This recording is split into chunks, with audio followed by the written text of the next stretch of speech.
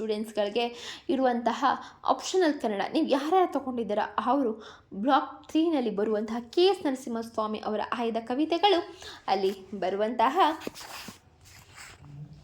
ಕವಿ ಪರಿಚಯ, ಗೃಹಲಕ್ಷ್ಮಿ, ಬಳೆಗಾರನ ಹಾಡು, ಮನೆಗೆ ಬಂದ ಹೆಣ್ಣು, ಅನ್ನಪೂರ್ಣೆಗೆ, ಇಡದಿರು ನನ್ನ ನಿನ್ನ ಸಿಂಹಾಸನದ ಮೇಲೆ, ಗಡಿಯಾರದಂಗಡಿಯ ಮುಂದೆ.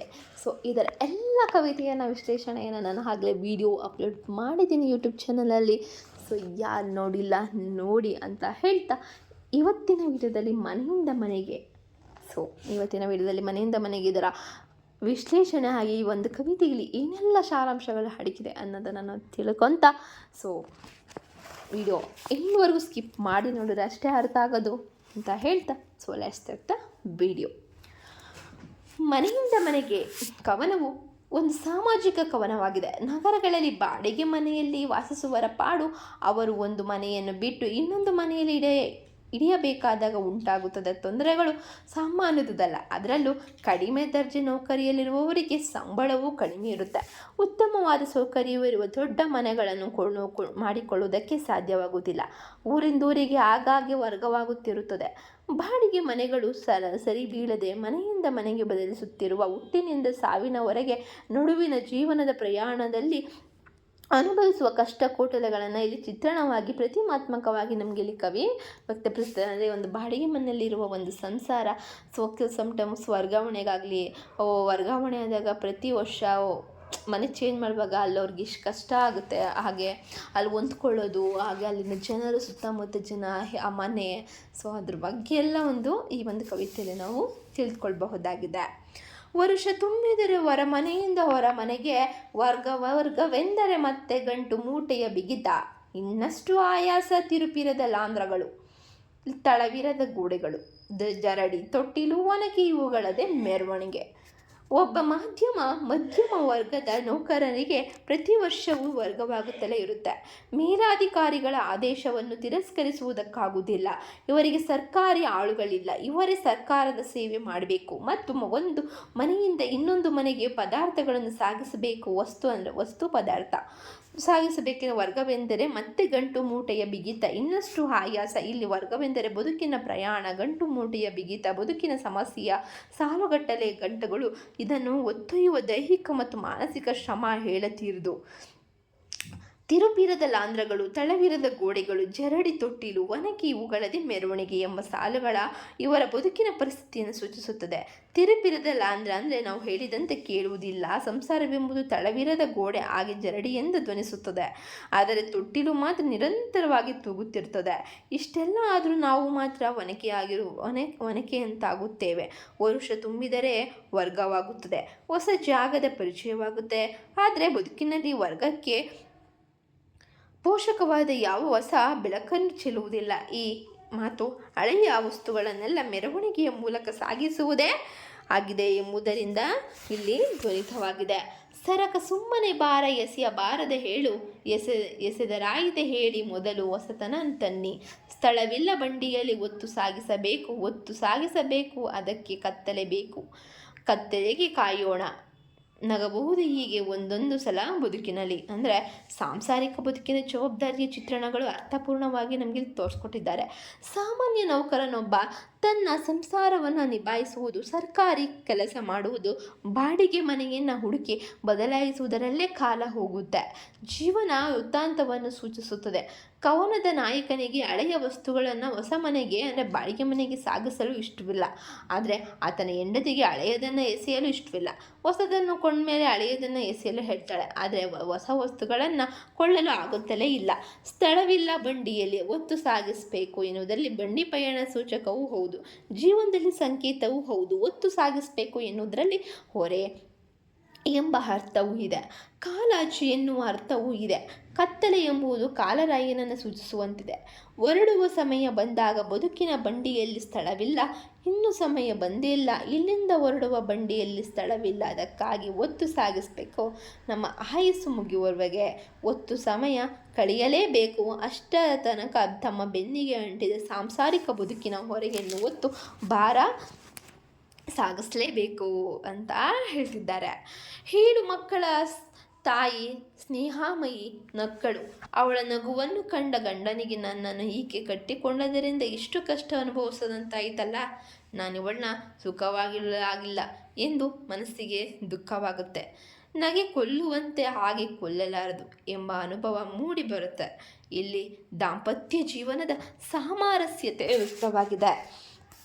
ಹೊಸ ಮನೆಗೆ ಹೋಗೋಣ, ಮೊದಲು ಸಂಜೆಗೆ ಬಂದು ಸಾಗಿಸುವ ಕೆಲಸ ನನಗಿರಲಿ ಎಂದು ಗಂಡ ಕೆಲಸವನ್ನು ತಾನೇ ವಹಿಸಿಕೊಂಡಾಗ ನನ್ನಿಂದ ಇವರಿಗೆ ಕಷ್ಟವಾಯಿತಲ್ಲ ಎಂದು ಹೆಂಡತಿಗೆ ಅನಿಸಿ ಕಣ್ಣಲ್ಲಿ ನೀರಾಡುತ್ತದೆ. ಕಣ್ಣು ಕೆಂಪಾಗುತ್ತೆ. ಕಮ್ಮನಿಗೊಳದ ಕೆಂಗೇರಿಯ ಮೀನು ಕಲಕಿತ್ತು. ಇದನ್ನು ನೋಡಿದ ಗಂಡ ಹೆಂಡತಿಗೆ ಮತ್ತು ಸೋಲುತ್ತಾನೆ. ಅಷ್ಟೇ ಅಲ್ಲದೆ ಇದಕ್ಕೆ ಇವಳ ಕಣ್ಣಲ್ಲಿ ನೀರು ಬಂತಲ್ಲ ಎಂದು ಗಂಡನಿಗೆ ನಗೆಯೂ ಬರುತ್ತೆ. ಗೆದ್ದಳು ಹೆಣ್ಣು ಎನ್ನುವ ಮಾತಿನಲ್ಲಿ ಕವಿತೆಯ ನಾಯಕ ತನ್ನಲ್ಲಿ ಎಷ್ಟೇ ನೋವಿದ್ದರೂ ಅವೆಲ್ಲವನ್ನು ತಾನೇ ಸಹಿಸಿಕೊಂಡು ತನ್ನ ಪತ್ನಿಯನ್ನು ನಗಿಸುವ ಪ್ರಯತ್ನ ಮಾಡ್ತಾನೆ. ಒಂದೊಂದು ಮನೆಯ ಬಿಡಲೊಂದೊಂದು ಕಾರಣ. ಈ ಸ್ಥಳದ ಅನುಭವ ಮನೆವಂತ ಒಳ್ಳೆಯವ. ಕೆರೆಯ ನೀರನ್ನು ಕೆರೆಗೆ ಚೆಲ್ಲಿ ಎಲ್ಲಿ ಮಾಡುವ ಕೆಲಸವಿಷ್ಟೇ ಇಲ್ಲಿ ನೆರಳನಳೆಯುವ ಯಂತ್ರ ನಿಜವನ್ನೇ ನುಡಿದಿತ್ತು. ಇನ್ನೊಂದು ಮನೆಯ ಕದ ನಮಗಾಗಿ ತೆರೆದಿತ್ತು.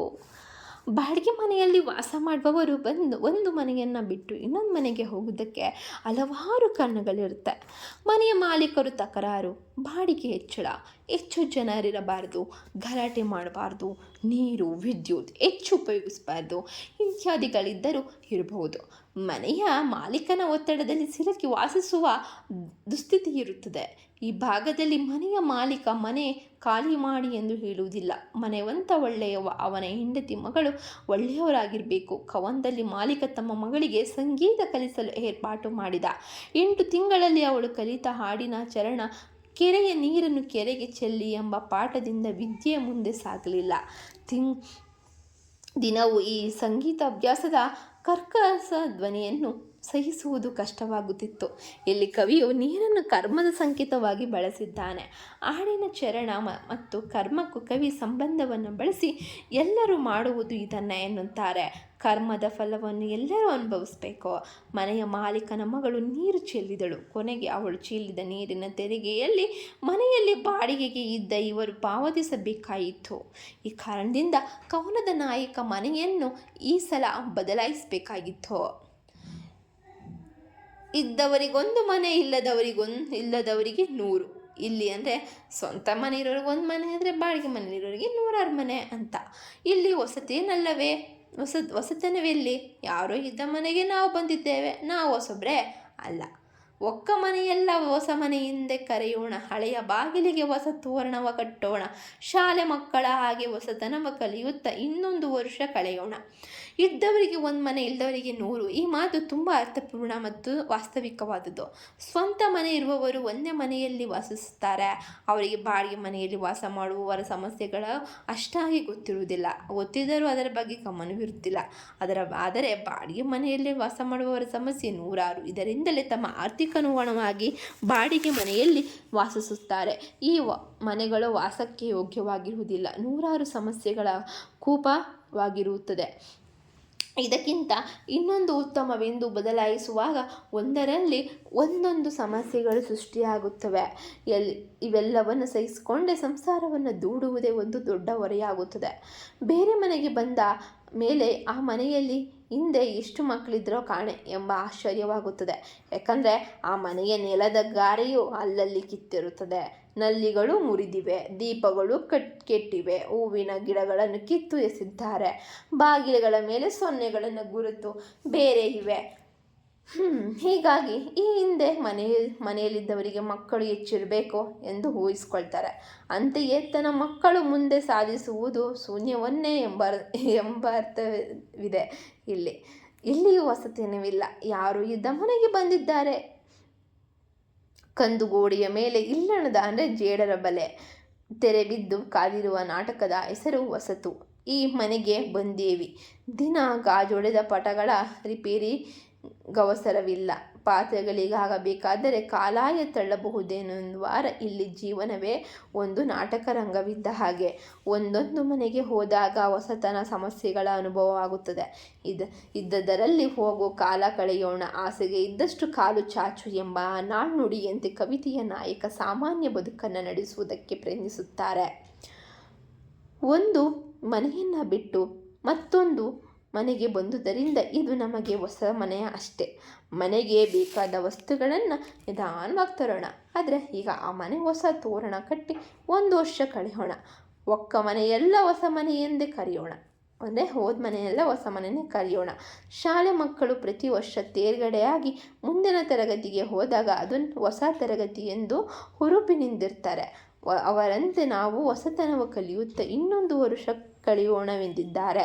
ಅಂದರೆ ಇಲ್ಲಿ ಹೊಸ ಸಮಸ್ಯೆಗಳು ಸೃಷ್ಟಿಯಾಗುವುದನ್ನು ಎದುರಿಸುವಂತಹ ವೀರಗಳಾಗೋಣ ಎನ್ನುವ ಅರ್ಥವನ್ನು ನೀಡುತ್ತದೆ. ಒಂದೊಂದು ಮನೆಗೆ ಒಂದೊಂದೇ ವರುಷದ ಸರದಿ, ಅಷ್ಟು ಹೊಸತೇನಲ್ಲ ನಾಳೆಯೊಂದದ ವರದಿ. ಮನೆಯಿಂದ ಮನೆಗೆ, ಹೊರಮನೆಯಿಂದ ಹೊರಮನೆಗೆ, ಮೊದಲ ಮನೆಯಿಂದ ಅಂದವಿರದ ಕದವಿರದ ಹೆಸರಿರದ ಇನ್ನೊಂದು ಮನೆಗೆ ಹೊಸತು ಹಳೆಯದು ಎಲ್ಲ ಯಾತ್ರೆ ಹೊರಟಿದ್ದೇವೆ. ಅಲ್ಲಿ ತಡೆಯುವರಿಲ್ಲ, ಒಳಗೆ ಕರೆಯುವರಿಲ್ಲ. ಇನ್ನೊಂದು ಮನೆಯಿಲ್ಲ, ಹೊರಮನೆಯ ನೆರಳಿಲ್ಲ. ಹೋದವರು ಹಿಂದಿರುಗಿ ಬರಲು ಆದಿಗಳಿಲ್ಲ. ಅದೇ ಕಡೆಯ ಮನೆ. ಬಾಂಧಳದ ತೆರೆಗಳ ಓರೆಗಣ್ಣಿನ ಕೆಳಗೆ ಆಗಾಗ ಬೀಸುವುದು ಬಯಲು ಗಾಳಿ. ಅಂದರೆ ಒಂದೊಂದು ಮನೆ ಒಂದೊಂದೇ ವರ್ಷ ಸರ್ದಿ. ಅಷ್ಟರಲ್ಲಿ ಇವರೇ ಮನೆಯಲ್ಲಿ ಬಿಡಬೇಕಾಗಿ ಬರಬಹುದು, ಅಥವಾ ಮಾಲೀಕರೇ ಬಂದು ನೆವದಿಂದ ಬಿಡಿಸಬಹುದು. ಪರಿಣಾಮ ಮಾತ್ರ ಒಂದೇ. ನಾವು ಮಾಡಿದ ಕರ್ಮದ ಫಲವಾದ ಪಾಪ ಅಥವಾ ಪುಣ್ಯ ನಾವೇ ಹೊತ್ಕೊಂಡು ಹೋಗಬೇಕು. ಕರ್ಮ ಫಲವನ್ನು ಬಿಟ್ಟು ಬೇರೆ ಏನನ್ನೂ ಒಯ್ಯಲಾಗುವುದು.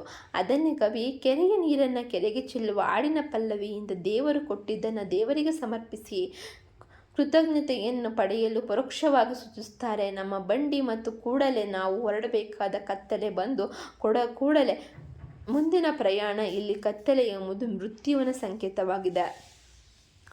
ಇಲ್ಲಿಯವರೆಗೆ ಜೀವನದ ಬಗ್ಗೆ ಚಿಂತಾತ್ಮಕವಾದ ಧ್ವನಿ ಇದ್ದರೆ ಈ ಕೊನೆಯ ಭಾಗವನ್ನು ಜೀವನಾತ್ರೆಯ ಬಗ್ಗೆ ಅಂತ್ಯದ ಬಿಚ್ಚು ಚಿಂತನೆಗಿದೆ.